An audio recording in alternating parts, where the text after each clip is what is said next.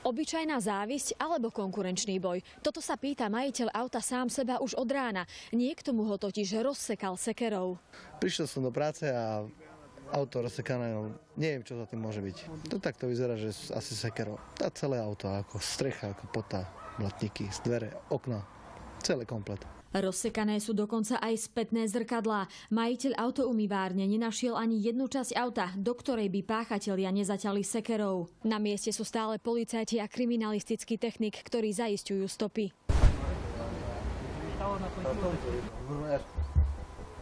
Polícia začala trestné stíhanie pre poškodzovanie cudzej veci a porušovanie domovej slobody. Podnikateľ nechápe, prečo by mu chcel niekto takto uškodiť.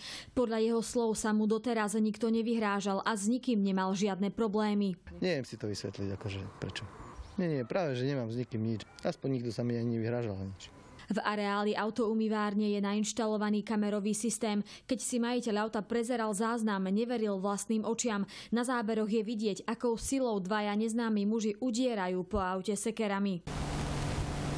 To je, keby rúbal drevo do píny. Ešte to takou silou. Podnikateľ dokonca uvažuje nad tým, či agresívni muži mu auto nerozsekali jeho vlastnými sekerami, ktoré mal odložené vedľa v sklade.